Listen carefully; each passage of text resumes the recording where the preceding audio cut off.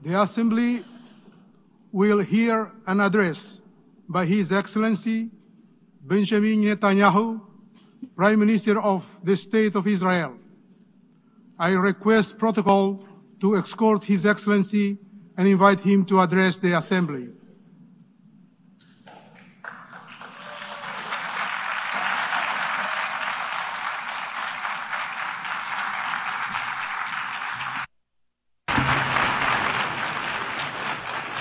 Mr. President, जनाब सदर, हमारे मुग़ियों के अहले खाना गजा की अंधेरी कोठरियों में तकालीफ सह रहे हैं। ख़वातीनो हज़रात, पिछले साल मैं इसी स्टेज पर खड़ा था और मैंने नक्शा दिखाया। ये नक्शा और ये ईरान के दहशतगर्द महवर की लानत को ज़ाहिर करता है। ये महवर पूरी दुनिया में अमन को धमका रहा था। ये हमारे खित्ते के इस्तेहकाम और मेरी कौम इसराइल के वजूद को भी खतरा पहुंचा रहा था। ईरान तेज रफ्तारी से एक वसी जोहरी हथियारों का प्रोग्राम और एक वसी बैलिस्टिक मिसाइल प्रोग्राम तैयार कर रहा था। ये सिर्फ इसराइल को तबाह करने के लिए नहीं था, बल्कि उनका मकसद रियासत-ए मुत्तहिदा और हर जगह कौमों को ब्लैकमेल करना भी था। हौसियों ने इसराइल की तरफ बैलिस्टिक मिसाइल दागे और लाल समुंदर के मुंह पर आलमी तिजारत को दबाया। तो पिछले साल में क्या हुआ? हमने हौसियों पर सख्त कार्रवाई की। कल भी इसी तरह हमने हमास के दहशतगर्द मशीन का बड़ा हिस्सा कुचल दिया। हमने हिजबुल्लाह को कमज़ोर किया, उसके ज़्यादातर लीडरों और उसके हथियारों के अड्डों को निशाना बनाया। आपको वो बिपर्स, पेजर्स याद हैं? हमने हिजबुल्लाह को पेज किया और यकीन करें उन्होंने पैगाम वसूल कर लिया। हमने शाम में असद के हथियार तबाह किए।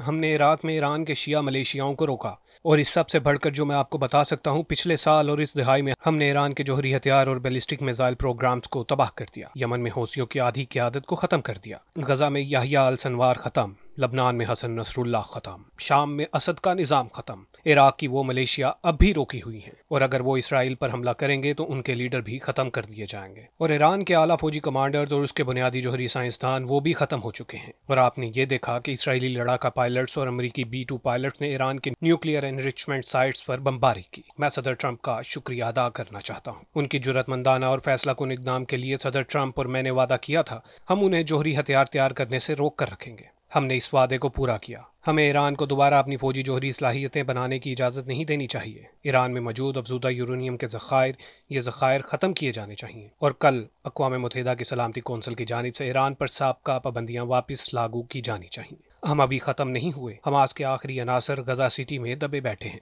वो अक्टूबर 7 के मुतालिम को बार बार दोहराने का वादा करते हैं, चाहे उनकी कुव्वतें जितनी भी कम क्यों न हो। इसलिए इसराइल को ये काम मुकम्मल करना होगा। इसलिए हम चाहते हैं कि ये जितना हो सके तेज़ तरीन तरीके से हो। देखें, ये बड़ापन है यहाँ।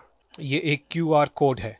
मेरी आपसे दरख्वास्त है, अपने फ़ोन उठाएं, जूम करें और आप भी देखेंगे कि हम क्यों लड़ते हैं और क्यों हमें जीतना ज़रूरी है। सब कुछ यहीं पर मौजूद है। हम अब तक 207 कैदियों को वापस ला चुके हैं, मगर 48 अभी भी गजा की कालकों में पड़े हुए हैं। उनमें से 20 जिंदा भूखे अजाब में मुब्तला हैं, किसी रोशनी से महरूम, इंसानियत से महरूम। मैंने गजा को वसी बुलंद आवाज वाले स्पीकरों से घेर रखा है जो इस माइक से जुड़े हैं। उम्मीद है यरगमाली मेरे पैगाम को सुन सकेंगे। हमारे बहादुर हीरों, ये वज़ीर आज़म नेतन्याहू आपसे अक़वाम मुत्तहिदा से बराह रास्त बात कर रहा है।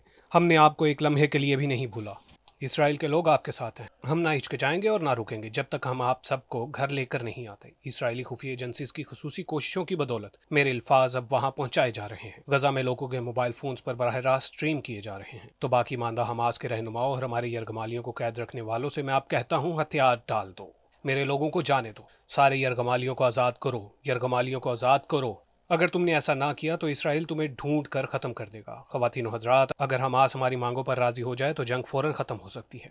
गजा गैर फौजी कर दिया जाएगा। इसराइल का बलाई हिफाजती कंट्रोल बरकरार रहेगा और एक पुरअमन शहरी अथॉरिटी कायम की जाएगी जो गजा के लोगों और उन दूसरों के ज़रिए चलाई जाएगी जो इसराइल के साथ अमन के आदी हों। नस्ली कत्लेआम का झूठा इल्ज़ाम लगाया जाता है। इसराइल पर यह इल्ज़ाम है कि वो जानबूझकर शहरियों को निशाना बना रहे हैं। ख़वातीनो हज़रात, इसके बरअक्स हकीकत है। अर्बन वारफेयर के माहिर कर्नल जॉन स्पेंसर, जो शायद दुनिया के सबसे बड़े माहिर हैं, कहते हैं कि इसराइल शहरी हलाकतों को कम से कम करने के लिए तारीख की किसी भी फौज से ज़्यादा इकदाम कर रहा है। और क्योंकि हम ऐसा कर रहे हैं, गजा में गैर लड़ाका अफराद के मुकाबले में लड़ाका अफराद की हलाकतों का तनासुब 2 से कम है। ये एक हैरत अंगेज़ कम तनासुब है जो नेटो की अफगानिस्तान और इराक की जंगों से भी कम है। ख़ास तौर पर जब आप गौर करें, गजा ज़मीन पर सबसे ज़्यादा गुंजान आबाद शहरी इलाकों में से एक है। और ये इल्ज़ाम इतने बेबुनियाद हैं कि नस्ल कशी के साथ मुवाजना करना भी गलत है, यानी आबादी का मुकम्मल कत्लेआम।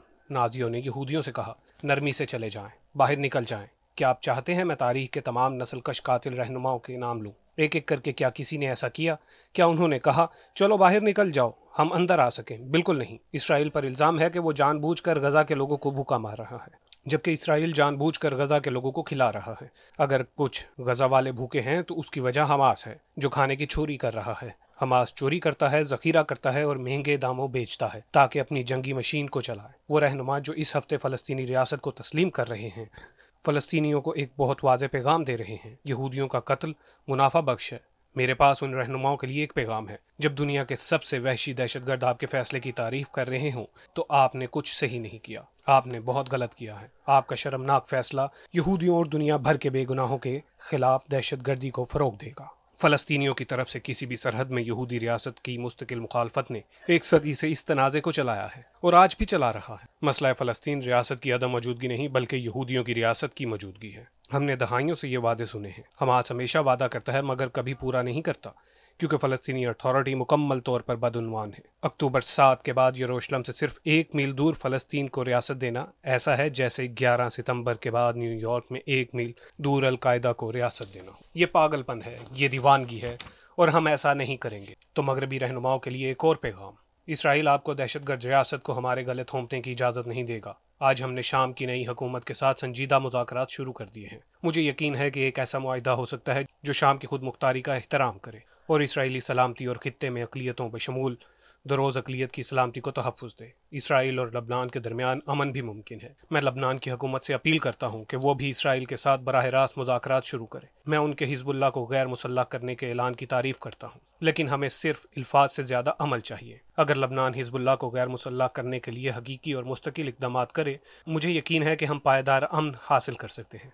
हमास पर फतह अरब और मुस्लिम दुनिया दीगर कौमों के साथ अमन को मुमकिन बनाएगा। हमारी फतह तारीखी इब्राहिम मुआहिदों की नुमाया तोसी और वुसअत की राह हमवार करेगा, जिन्हें 5 साल पहले सदर ट्रंप ने अरब रहनुमाओं और मेरे दरमियान करवाया था। शुक्रिया।